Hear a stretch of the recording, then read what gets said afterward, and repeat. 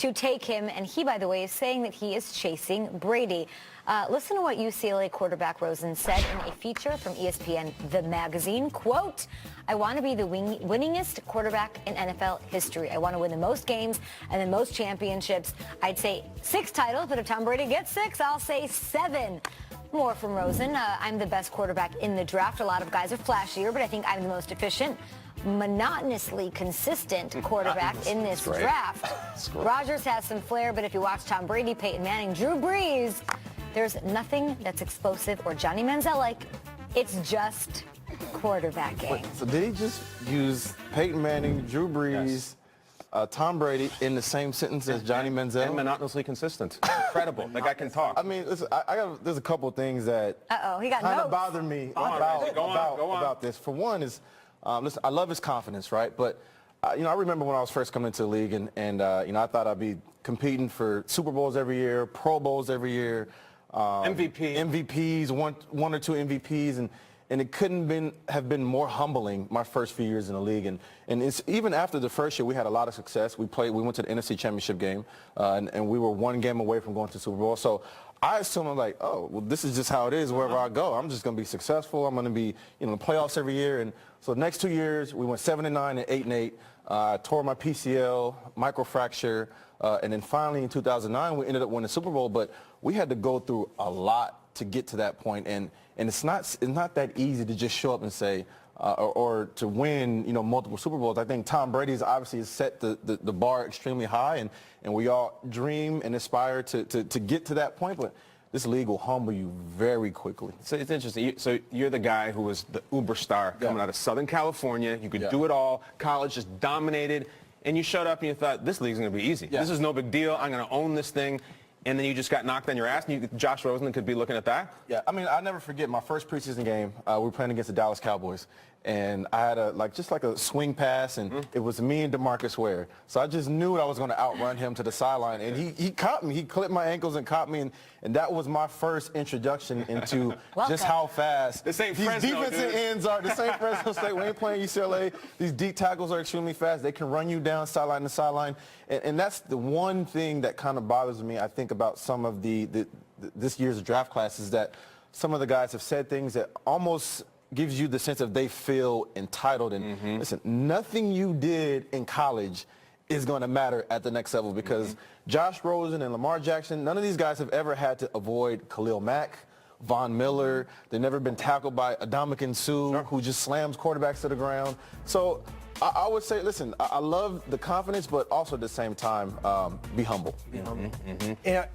As a sports writer by trade, this is gold to me.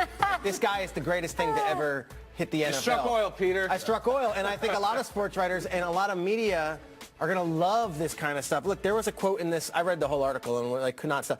I'm a big Neil deGrasse Tyson fan. I read all his books, and I'm on Astrophysics for People in a hurry. I watched the whole Cosmos series. I'm also a huge fan of Elon Musk. This is a different dude. This is a different dude than your typical quarterback. And the stuff with the titles, it doesn't move my needle at all now, right? It's an ESPN The Magazine profile that a PR person set up that ESPN said, oh, we're going to take care of Josh. We'll make it look good. It's going to be on the cover. It's right before the draft. It's great for your brand. Hashtag brand. That's not what it is. The second he puts on a team uniform, though, and he wears that hat, and he says it in front of a coach or a locker room, that's when this stuff moves. So if he's wearing a Jets hat and in his opening press conference, he has the gall to say things like 7 titles, and if Brady wins another, I'll win another. That's when, to me, it's like, all right, well, this guy, that's... Then what? What does it mean then? If he does it then what does it mean? What he's about to get into. Then he's part of the company, and it's representing the Jets. He's representing a team, and he's representing the veterans, and he's a... I don't necessarily hate it, Kay, but I know. It's also, you're a marked man. Yes. And I don't know if anyone needs that, in addition to being tackled by Ndamukong Suh to be hated around the league. Let's not mistake. He's not saying, I'm going to win 7 titles. I want to win 7 titles. This thing felt to me, reading this was a little frustrating. It felt like the student council speech at the end where you're in front of the students and you're saying, we're going to get this, and I'm going to get you free lunches and all that stuff. It felt like a politician, and he felt very coached. Let me tell you why. He starts talking, he's asked about all his slights. It was a great part of this interview, and he's asked about being a good teammate in a locker room, and he goes, no, you can go ahead and ask my teammates. No, wait, that would sound jerkish. Don't do that. He was asked, what about, are you too smart? He goes, I'm not that smart. I'm not that smart. But Elon Musk should be nuking the Caps and Mars to accelerate the greenhouse. His true self was coming through. I think the conclusion about this, I heard Kobe Bryant talk about himself once. He said, I am a basketball jerk. He didn't use the word jerk, but that was about himself. Yeah. Josh Rosen is a football jerk, and I absolutely love that because Aaron Rodgers is a football jerk. We talk about flashy doing this. Aaron Rodgers ran up and down the field putting a heavyweight belt on in opponents' faces. That's fact. I've seen Tom Brady find defenders in the end zone after shot and get in their face. Cam Newton, are you kidding me? Yeah. Let's look at Dan Marino, Brett Favre. We had Joe Montana here yesterday. Good old Joe. You want to have a beer with him? This is just my theory. I don't think Joe Montana likes talking about Tom Brady, and I don't think it's humility either. I don't think he likes the topic. I think he has a very dark side. Those guys, as much as we love them, those are my heroes, are football jerks, and that's what makes them great. And if Josh Rosen is one, go and be one, all right? Don't try to hide that. It'll come out eventually, but I love that in him. I want him to be the jerk. I'll give my take on this a little bit later. We're going to take a short break. The draft 16 days away. Next, we'll get in our time machine and head back 16 years to break down the draft from 2012.